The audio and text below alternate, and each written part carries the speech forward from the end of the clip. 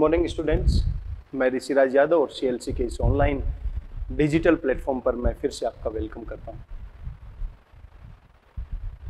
Digestion and absorption के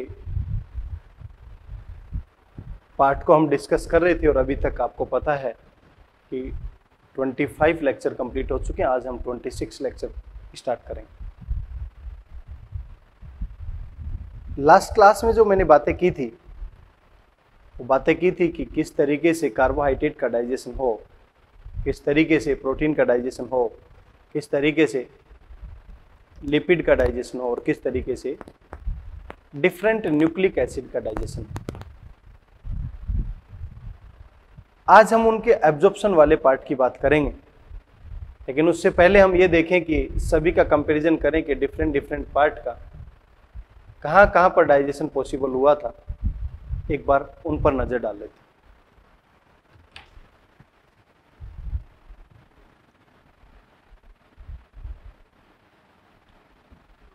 carbohydrate,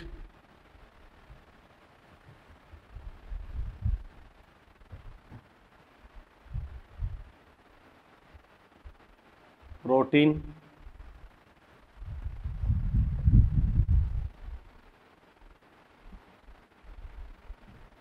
lipid,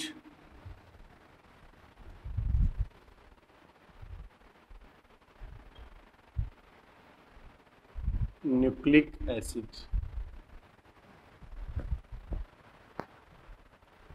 देखो, सबसे पहले मैं बात कर रहा हूं मुख गुहा या ओरल कैविटी, फिर बात कर रहा हूं ग्रेसिका या ईसोफेगस, फिर हम बात करें आमाशय या स्टमक, फिर हम बात करेंगे ड्यूडेनम या छोटी आंत का ड्यूडेनम भाग, ग्रहणी भाग। देखिए, कार्बोहाइड्रेट का पाचन मुख में हुआ 30%, मुख गुहा के अंदर प्रोटीन का नहीं हुआ, लिपिड का भी नहीं हुआ, न्यूक्लिक एसिड का भी नहीं हुआ। ग्रेसिका के अंदर किसी भी प्रकार का ग्रेसिका का डाइजेशन में कोई रोल नहीं था, तो ये कार्बोहाइड्रेट का, प्रोटीन का, लिपिड का और न्यूक्लिक एसिड का पाचन करा नहीं सकती। आमाशय के अंदर प्रोटीन का डाइजेशन हुआ, मेनली प्रोटीन का डाइजेशन हुआ, और नेग्लिजिबल या नगण्य जो था वो लिपिड का डाइजेशन भी, न्यूक्लिक एसिड का नहीं हो पाया। छोटी आंत के ग्रहणी भाग में कार्बोहाइड्रेट का भी हुआ, प्रोटीन का भी हुआ, लिपिड का भी हुआ, न्यूक्लिक एसिड का भी हुआ। तो आपने ये देखा कि छोटी आंत के ग्रहणी वाले भाग में डाइजेशन सबसे ज्यादा, और इस कार्बोहाइड्रेट में क्या बना था, हमारे पास पॉलीसेकेराइड जो था, स्टार्च जो था या सेलुलोज जो था, वो फाइनली मोनोसेकेराइड में चेंज हो गया था।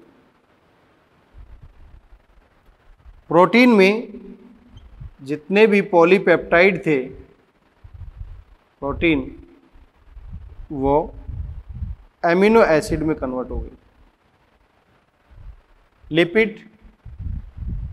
लिपिड का डाइजेशन हुआ तो हमारे पास मोनोग्लिसराइड भी बना, हमारे पास फैटी एसिड एंड ग्लिसरॉल। और न्यूक्लिक एसिड का डाइजेशन पॉसिबल हुआ तो हमारे पास पेंटोज शुगर और नाइट्रोजिनस बेस, ये सब चीजें मिली थी। क्या रोल है, क्यों डाइजेशन करवाना पड़ा? हमारे पास जितने भी मोनोसेकेराइड यूनिट हैं, ग्लूकोज हो सकती है, फ्रक्टोज हो सकती है, गैलेक्टोज हो सकती है। ये मोनोसेकेराइड जितने भी यूनिट हैं, ये डायरेक्ट एनर्जी एटीपी की फॉर्म में प्रोड्यूस करने का काम करेंगे।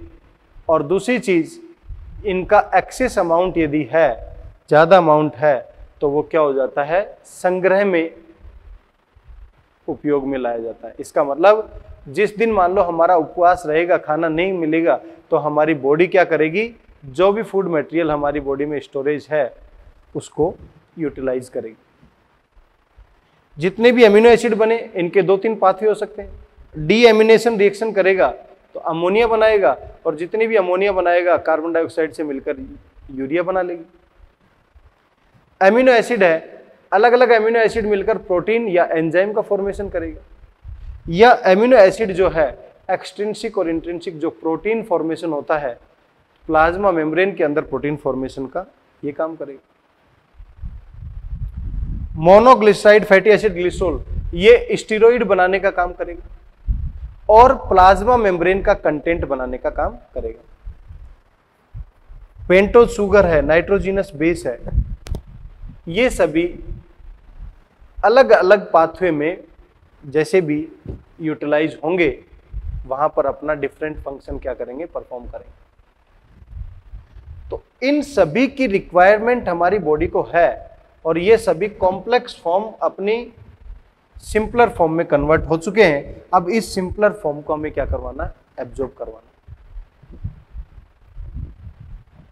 तो नेक्स्ट पॉइंट कि एब्जॉर्प्शन कौन कौन से पार्ट का, एलिमेंट्री कैनाल के कौन कौन से पार्ट में एब्जॉर्प्शन संभव हो पाता है वो देख लेते हैं।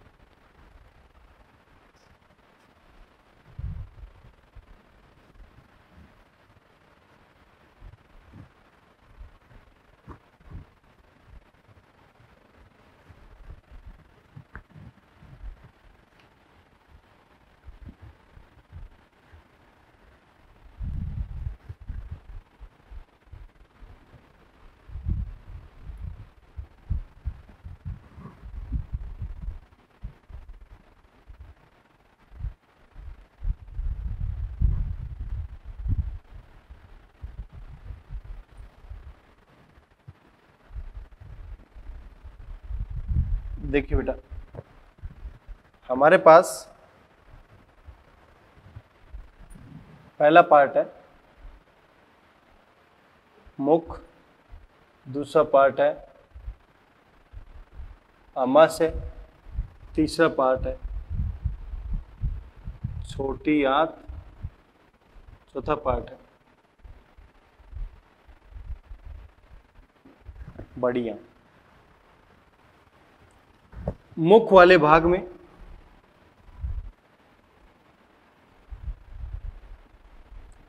सर्टेन ड्रग्स का अवशोषण होता है। आमाशय भाग में वाटर है, अल्कोहल है, सिंपल शुगर है, इनका अवशोषण होता है। छोटी आंत वाले भाग में ग्लूकोज है, फ्रक्टोज है, गैलेक्टोज है, फैटी एसिड है, अमीनो एसिड है,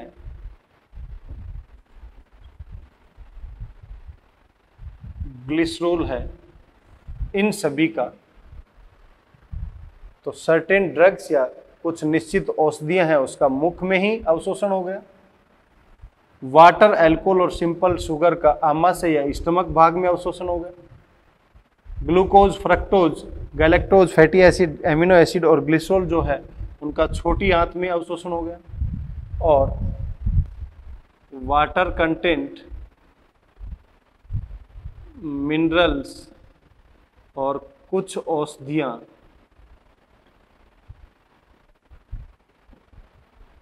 इनका अवशोषण कौन से भाग में होता है? डायरेक्ट क्वेश्चन पूछा जाता है, सिंपल शुगर, अल्कोहल और वाटर का अवशोषण कौन से भाग में हुआ? आमाशय में। Glucose, fructose, galactose, fatty acid, amino acid, glycerol का छोटी आंत में, और वाटर, मिनरल और कुछ औषधियों का बड़ी आंत। क्लियर? अब कौन कौन से मेथड से एब्जॉर्प्शन होगा वो देख लेते हैं।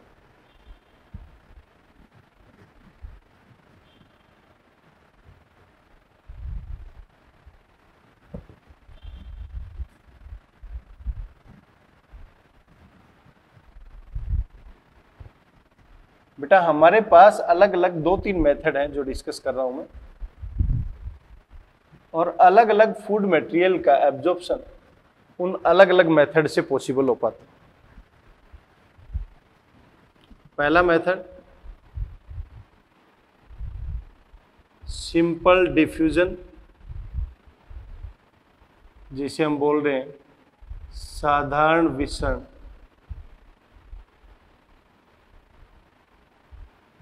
दूसरा, सिंपल डिफ्यूजन के अलावा दूसरा तरीका है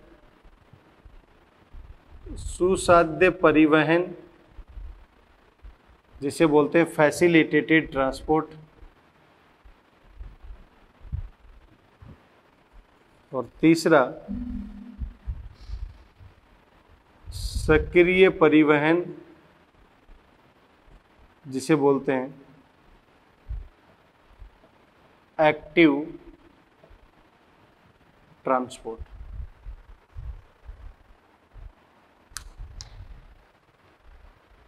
सिंपल डिफ्यूजन, साधारण विसरण, फैसिलिटेटेड ट्रांसपोर्ट, सुसाध्य परिवहन और एक्टिव ट्रांसपोर्ट, सक्रिय परिवहन की बात कर रहा हूं मैं। सिंपल डिफ्यूजन का मतलब क्या है? कोई भी फूड मटेरियल की हाई कंसंट्रेशन है और लो कंसंट्रेशन की तरफ मूव करेगा, तो इसे किसी भी प्रकार की एटीपी की रिक्वायरमेंट नहीं है। अधिक सांद्रता से कम सांद्रता की ओर, ये अधिक सांद्रता से कम सांद्रता की ओर, इसका मतलब सांद्रता प्रवणता के अनुसार यदि फूड मटेरियल मूव कर रहा है तो उसे बोलेंगे साधारण विसरण के द्वारा भोजन का अवशोषण हुआ है। क्योंकि फूड मटेरियल जो डाइजेस्ट हुआ वो कहाँ है? Alimentary canal. अब एलिमेंट्री कैनाल से हम क्या करवा रहे हैं? उसको एब्जॉर्ब करवा रहे हैं। तो टारगेट टिश्यू के पास जब ये एब्जॉर्ब फूड जा रहा है तो कंसंट्रेशन के अकॉर्डिंग जा रहा है, हाई से लो की तरफ, तो इसे बोलते हैं साधारण विसरण की प्रक्रिया। सुसाध्य परिवहन क्या है?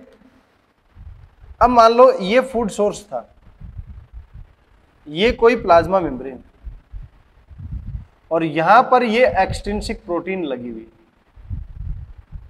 ये फूड मटेरियल इससे जुड़ा और ये इसको ले जाकर यहां पर छोड़ दिया, फूड मटेरियल यहां पर आ गए। इसका मतलब ये फूड सब्सटेंस को फैसिलिटी जो है वो किसने प्रोवाइड की? इस प्रोटीन ने। किसी भी फूड सब्सटेंस के साथ, कोई भी फूड सब्सटेंस है, कोई भी भोज्य पदार्थ है, यदि इसके परिवहन में कोई भी कैरियर आयन या कोई भी प्रोटीन यदि सहायता करता है, कैरियर आयन या प्रोटीन सहायता करेगा, उसी को बोलते हैं सुसाध्य परिवहन।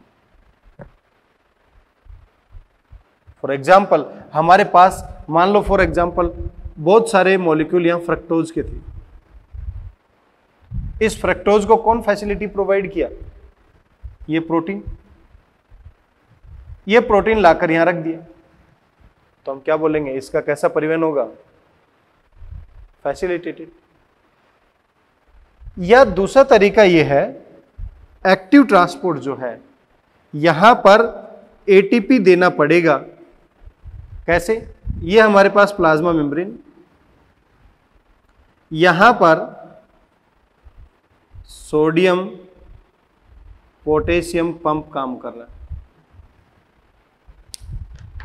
सोडियम पोटेशियम पंप काम क्या करता है? बाहर की तरफ सोडियम कंसंट्रेशन को भेजेगा और अंदर की तरफ पोटेशियम कंसंट्रेशन को भेजेगा।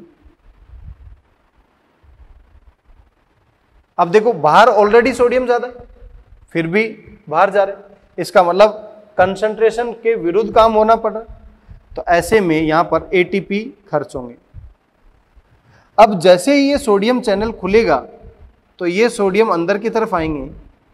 जब अंदर की तरफ आएंगे तो ये को ट्रांसपोर्ट या सिम्पोर्ट की फॉर्म में ये ग्लूकोज को लेकर आ जाते हैं। तो हम क्या कह सकते हैं, ये ग्लूकोज को लेकर आएंगे। एटीपी लग रहा है तो एक्टिव ट्रांसपोर्ट, इस आयन की फॉर्म में हो रहा है तो फैसिलिटेटेड ट्रांसपोर्ट। तो यहां पर ये आयन इसको क्या प्रोवाइड कर रहा है, फैसिलिटी प्रोवाइड कर रहा है। तो सिंपल डिफ्यूजन हाई कंसंट्रेशन से लो की तरफ ग्लूकोज का, इलेक्ट्रोलाइट का, कुछ एमिनो एसिड का सिंपल डिफ्यूजन भी हो सकता है। मेनली जब एब्जॉर्प्शन करवाना होगा तो ग्लूकोज का एक्टिव तरीके से होगा।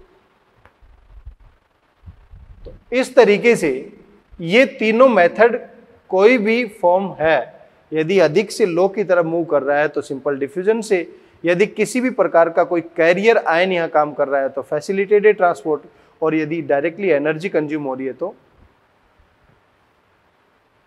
क्लियर है बेटा यहां तक। नेक्स्ट पॉइंट देखें।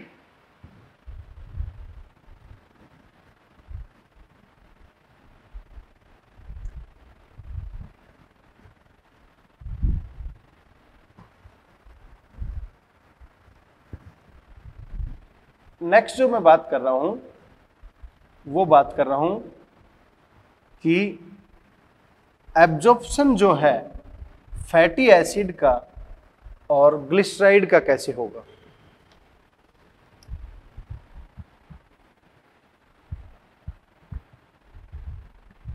लिपिड का एब्जॉर्प्शन,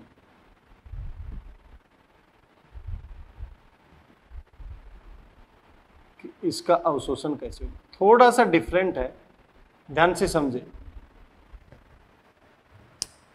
हमने ये कहा बेटा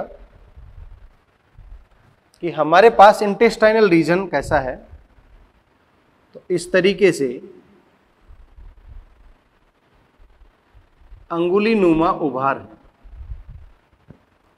और इन अंगुली नुमा उभार को क्या बोलते हैं, विलाई।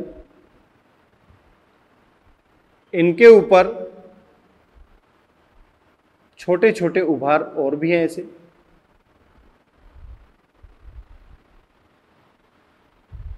इन छोटे छोटे उभारों को क्या बोलते हैं,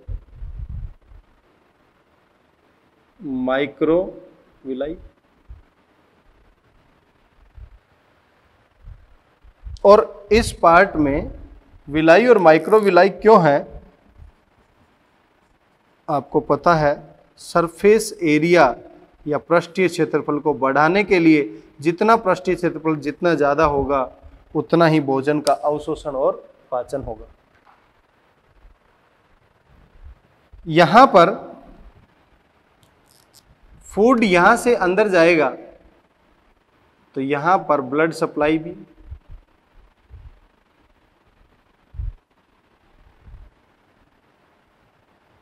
ऑक्सीजनेटेड ब्लड सप्लाई करने के लिए यहां पर क्या है, आर्टरी, और यहां पर डीऑक्सीजनेटेड ब्लड सप्लाई हार्ट की तरफ करने के लिए यहां पर क्या है, वेन। मीन्स इंटेस्टाइनल रीजन के इस पार्ट में सिरा भी है, धमनी भी है, और इसके अलावा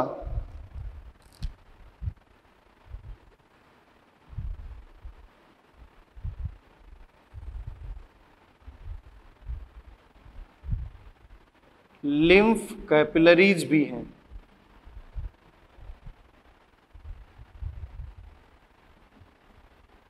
लसिका केशिकाएं, जिन्हें लैक्टियल्स भी कहा जाता है।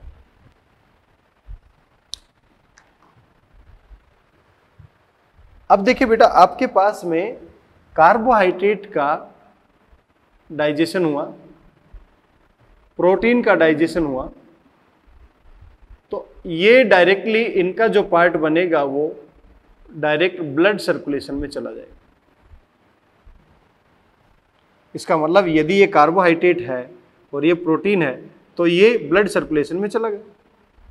लेकिन लिपिड यदि है तो लिपिड ब्लड सर्कुलेशन में नहीं जाता है, वो लिम्फ कैपिलरीज में जाएगा।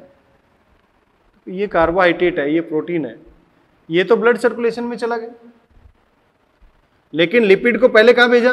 लिम्फ कैपिलरीज, और इस लिम्फ कैपिलरीज से फाइनली फिर ब्लड सर्कुलेशन में जाएगी। आपसे पूछा जाए कार्बोहाइड्रेट और प्रोटीन का डाइजेस्टेड जो पार्ट है कौन से सर्कुलेशन में एंटर करता है? ब्लड सर्कुलेशन में। और लिपिड का जो डाइजेस्टेड प्रोडक्ट है वो कहां पर एंटर करेगा? लिम्फ कैपिलरीज में, और फिर लिम्फ कैपिलरीज से फाइनली ब्लड सर्कुलेशन में जाएगा। तो देखिए कैसे, ये हमारे पास में ल्यूमेन है,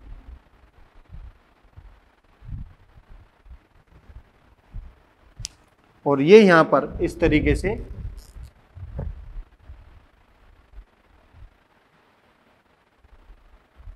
ब्रश बॉर्डर एपिथेलियम, ब्रश की तरह दिखाई देता है, इसलिए इसको बोलते हैं ब्रश बॉर्डर एपिथेलियम। मीन्स यहां पर विलाई और माइक्रोविलाई प्रेजेंट है। ये वाला कौन सा पार्ट होगा? म्यूकोसा वाला पार्ट। इसके अंदर वाला कौन सा पार्ट होगा? सब म्यूकोसा वाला पार्ट। उसके बाहर फिर कौन सा होगा? मसल वाला पार्ट। और फिर कौन सा होगा? सिरोसा वाला पार्ट। क्योंकि ये ल्यूमेन है, ल्यूमेन से म्यूकोसा, म्यूकोसा से सब म्यूकोसा, फिर मस्कुलर और फिर सिरोसा लेयर। इस ल्यूमेन में हमारे पास क्या मिला? फैटी एसिड या ग्लिसरॉल या मोनोग्लिसराइड।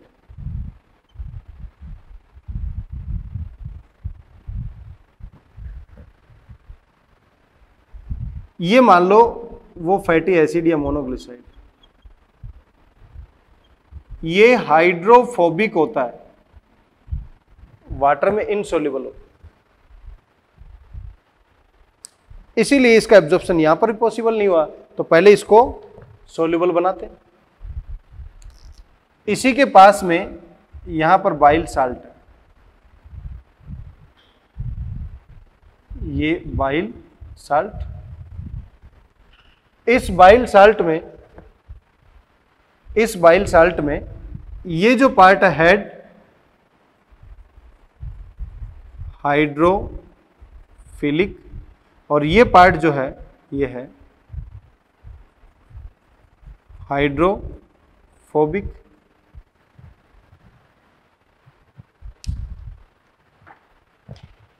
हाइड्रोफोबिक ये पार्ट फैटी एसिड का होगा, और बाइल साल्ट में ये हेड पार्ट हाइड्रोफिलिक, और ये पार्ट क्या है? हाइड्रोफोबिक। तो सबसे पहले ये दोनों एसोसिएट हो जाएं। एसोसिएट होंगे तो ऐसी स्ट्रक्चर बनाएंगे।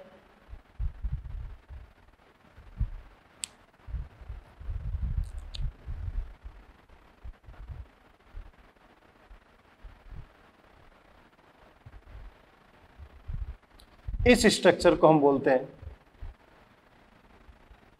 मिसेल या माइसेल।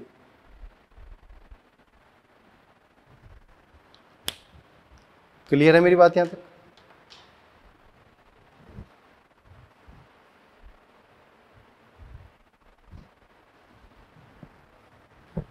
दोबारा एक बार ध्यान से समझें कि हमारे पास में जितना भी फैट और लिपिड का जो पार्ट बना, फैटी एसिड है, ग्लिसरॉल, मोनोग्लिसराइड है, इस फॉर्म में हाइड्रोफोबिक था, और बाइल साल्ट हाइड्रोफिलिक और हाइड्रोफोबिक इस फॉर्म में था।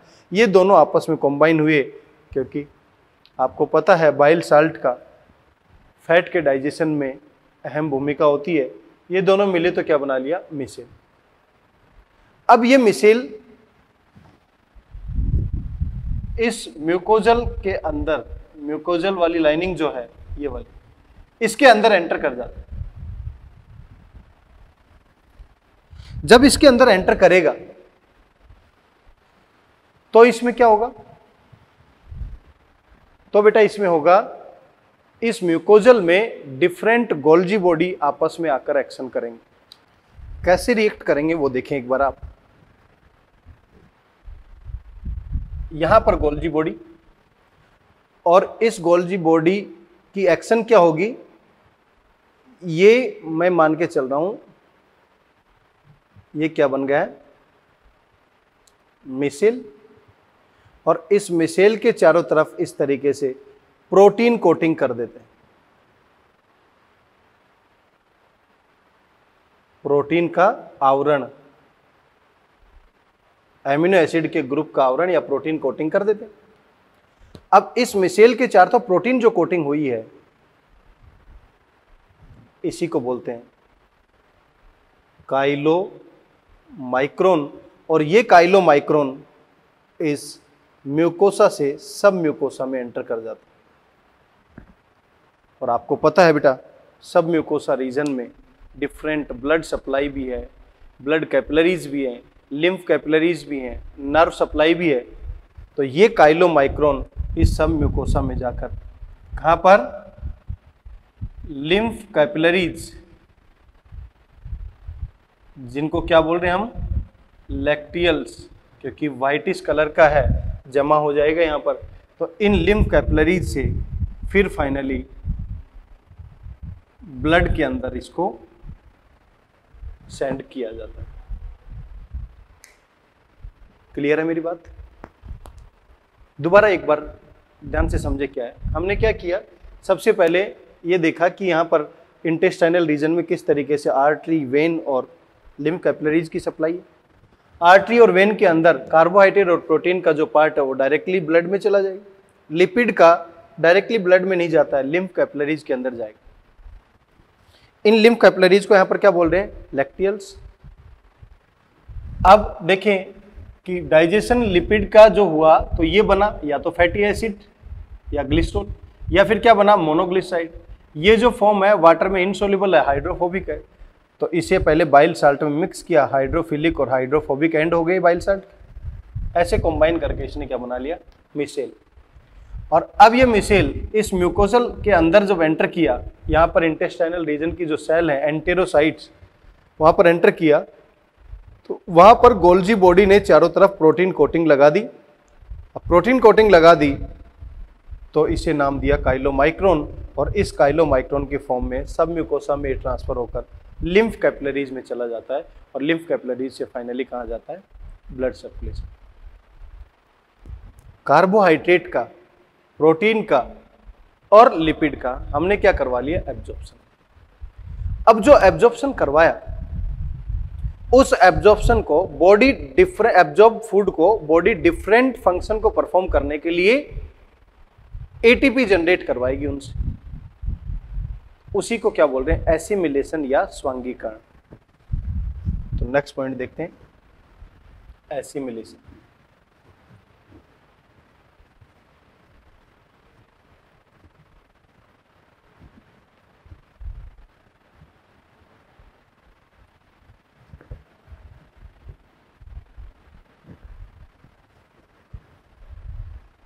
नेक्स्ट है एसिमिलेशन या स्वांगीकरण।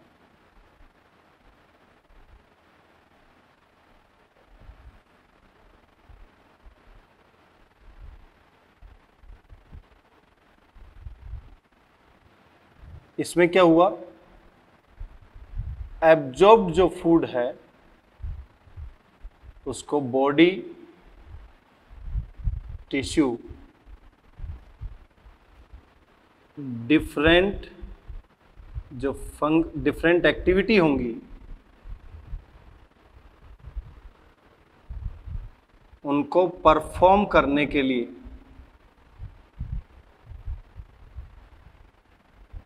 यूटिलाइज या उपयोग में लाएंगे। अब जैसे कि कार्बोहाइड्रेट लिया, जैसे कि प्रोटीन लिया, जैसे कि लिपिड लिया, तो इस कार्बोहाइड्रेट और प्रोटीन और लिपिड में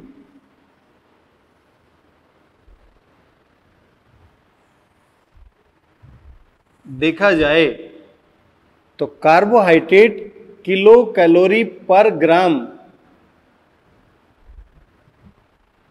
एनर्जी प्रोड्यूस करेगा, कैलोरीफिक वैल्यू के रूप में।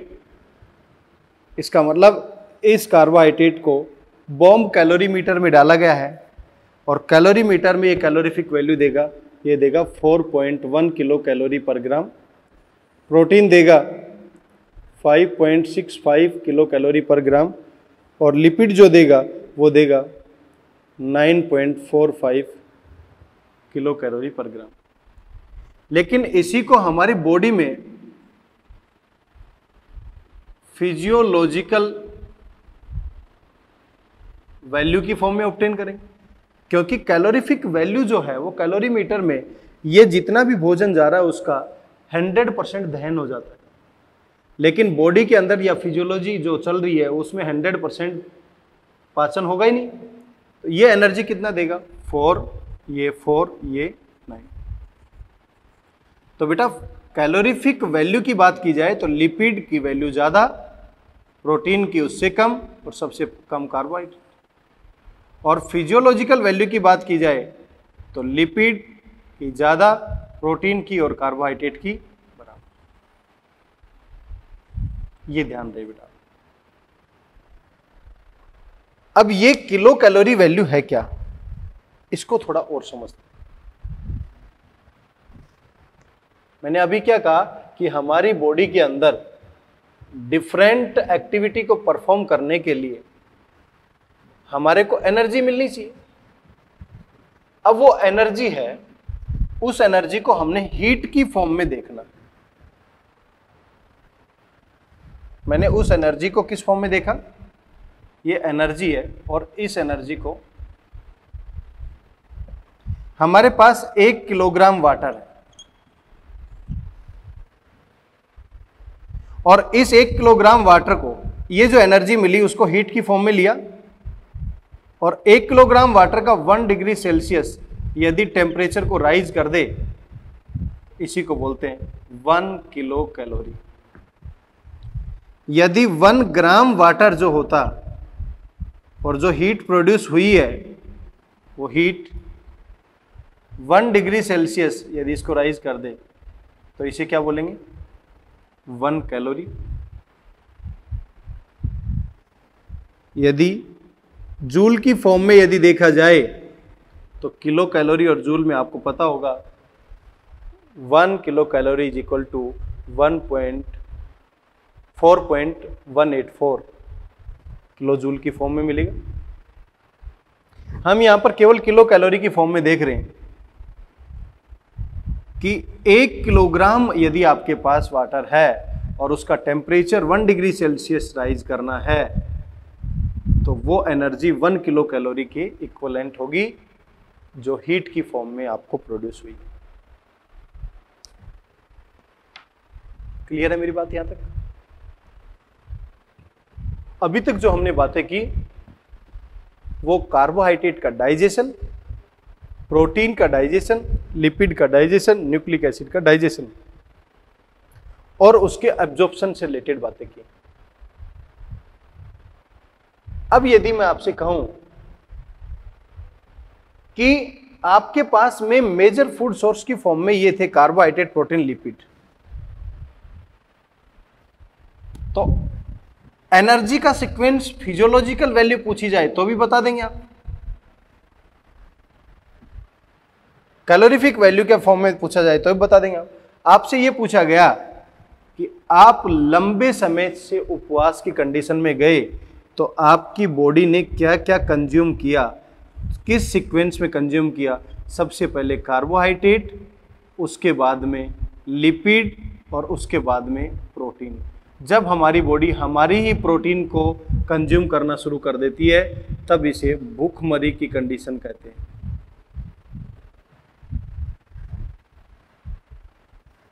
एनर्जी सीक्वेंस पूछा जाए कि इनमें मेजर फूड सोर्स में एनर्जी सीक्वेंस क्या है? लिपिड का सबसे ज्यादा, प्रोटीन का उससे कम और कार्बोहाइड्रेट का।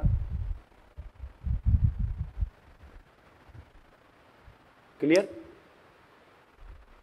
तो एक बार सोच के देखें कि जब यदि आपसे पूछा जाए कि आपकी बॉडी लंबे समय से उपवास पर गई तो सबसे पहले आप कार्बोहाइड्रेट को कंज्यूम करेंगे, फिर लिपिड को डिग्रेड करेंगे और सबसे बाद में आपके पास कुछ नहीं बचेगा तो आपकी बॉडी खुद की प्रोटीन को खाना शुरू कर देगी, और ऐसी कंडीशन को भूखमरी कंडीशन कहा जाता है। तो आपके दिमाग में एक क्वेश्चन तो आ रहा होगा, जब एनर्जी इतनी ज्यादा लिपिड से मिल जाए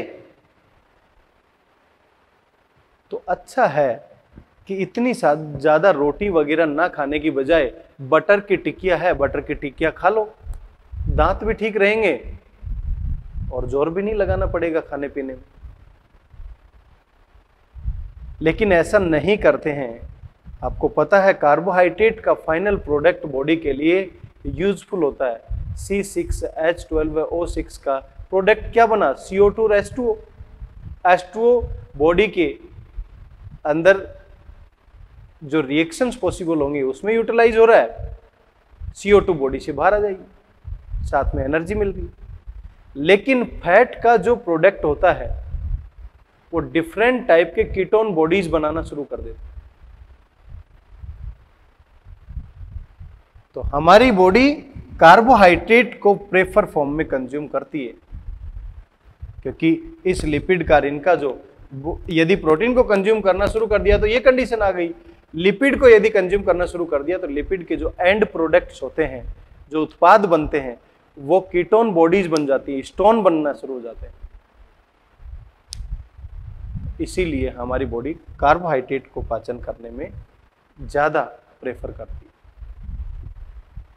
क्लियर है मेरी बात? तो बेटा अब जो बात करें इसी चैप्टर में, पहले मैं 2-4 क्वेश्चन की बात कर लेता हूं, फिर नेक्स्ट क्लास में इससे रिलेटेड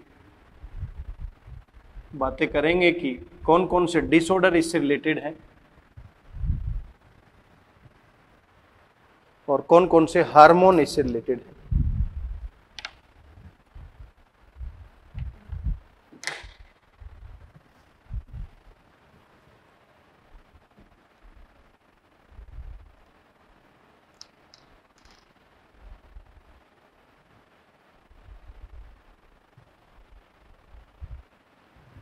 जैसे कि एक क्वेश्चन पूछा गया,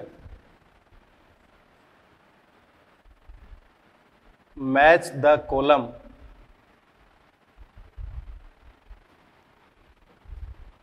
फर्स्ट एंड सेकंड। देखिए एक साइड में कॉलम फर्स्ट दे रखा है,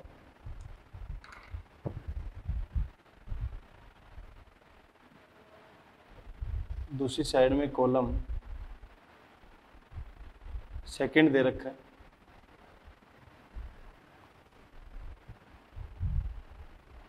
ए दे रखा है पैनक्रिएटिक जूस, बी दे रखा है इंटेस्टाइनल जूस, सी दे रखा है बाइल जूस, और डी दे रखा है सक्कस एंटेरिकस। कॉलम बी में दे रखा है बिलरुबिन, बिलवर्डिन। सेकंड में दे रखा है maltase, trypsin and carboxy peptidase.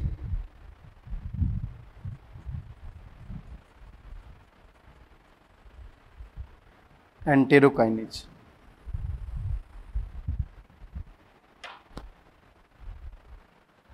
देखिए बेटा ये क्वेश्चन जो दे रखा है इसको सोल्व करते हैं। Succus entericus, bile juice, intestinal juice, और अब आपसे कहा जाए मैच द कॉलम की फॉर्म में, तो ये ट्रिप्सिन और कार्बोक्सी पेप्टाइडेज ये किसका पार्ट है? Pancreatic juice. बिलरुबिन और बिलवर्डिन, बिलरुबिन और बिलवर्डिन किसका पार्ट है? बाइल जूस का। नेक्स्ट पॉइंट देखिए, इसी में ऑप्शन में जो दे रखा है वो क्या क्या दे रखा है।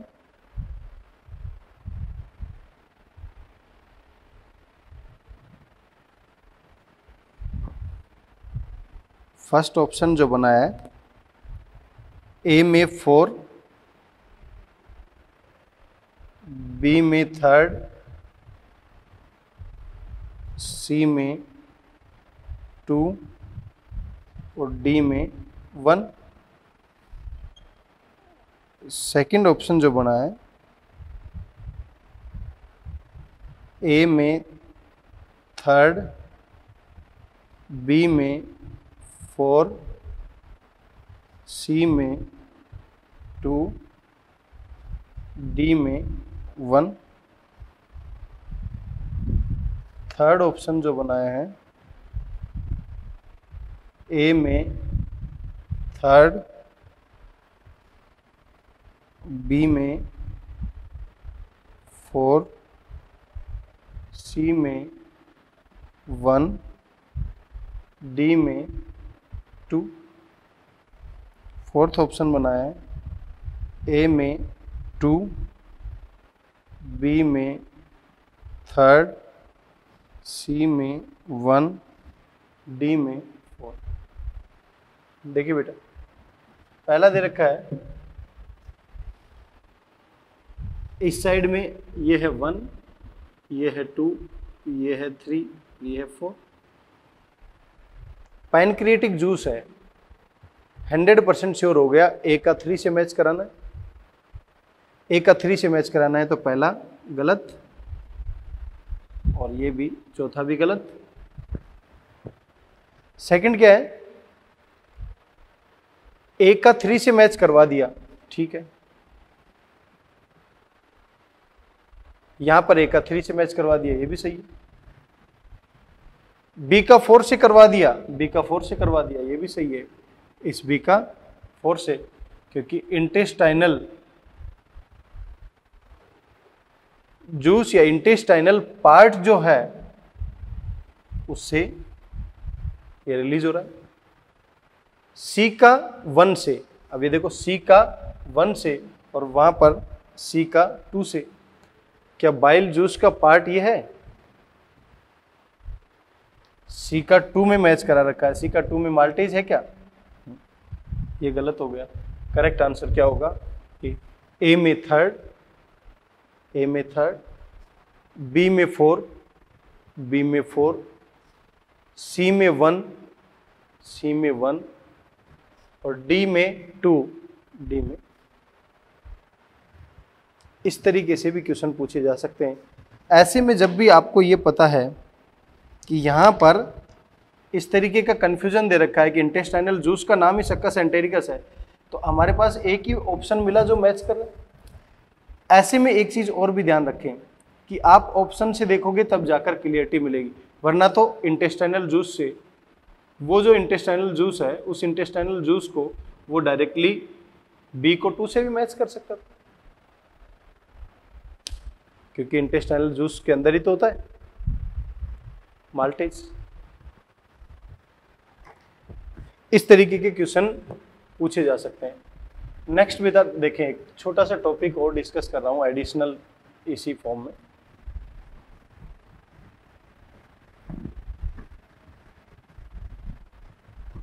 एक होता है बेटा निवाहिका तंत्र या पोर्टल सिस्टम।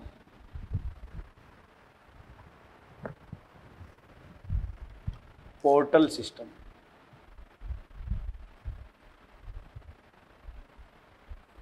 जिसे क्या बोल रहे हैं,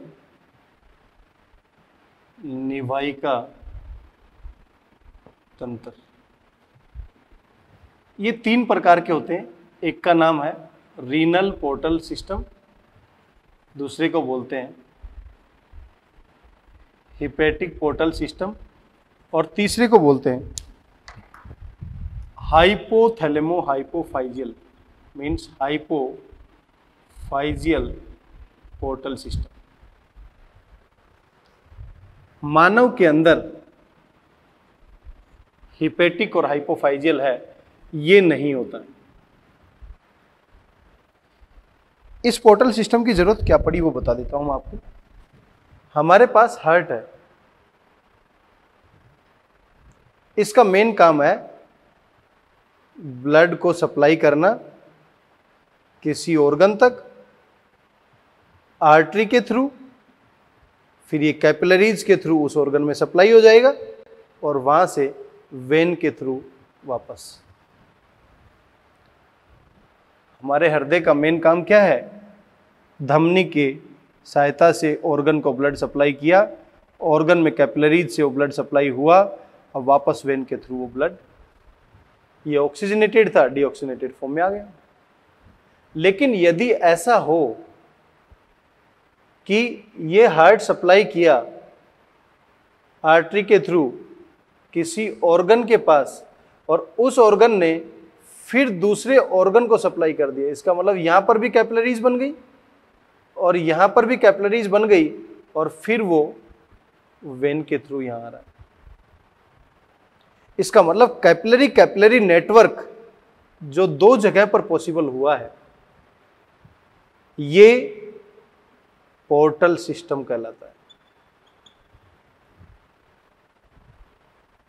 ये बात क्यों कर रहा हूं मैं, ध्यान से समझें।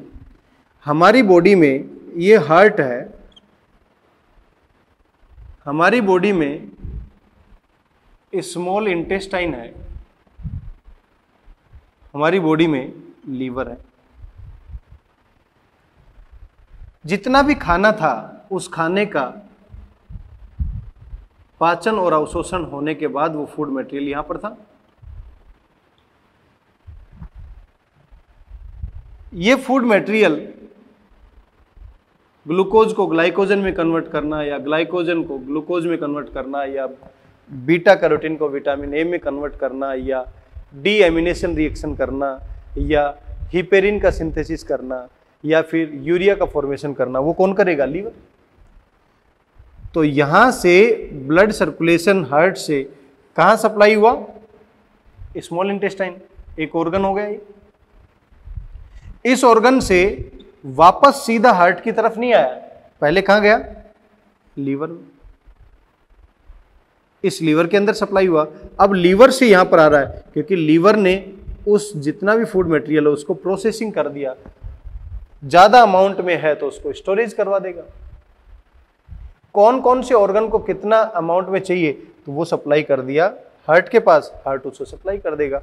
इसका मतलब हार्ट से ब्लड सप्लाई एक ऑर्गन में, फिर एक ऑर्गन से दूसरे ऑर्गन में, तो यहां पर भी कैपिलरी नेटवर्क है, यहां भी कैपिलरी नेटवर्क है और फिर फाइनली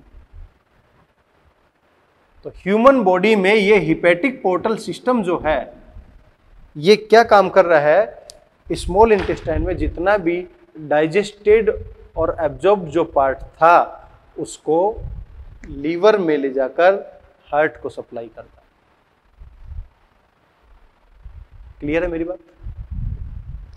नेक्स्ट क्लास में हम डिस्कस करेंगे इसी से रिलेटेड कुछ क्वेश्चन के बारे में, इसी से रिलेटेड हार्मोनल एक्शन के बारे में और इसी से रिलेटेड जितने भी डिसऑर्डर्स हैं उनके बारे में। क्लियर है? आज के लिए इतना ही। Thank you so much.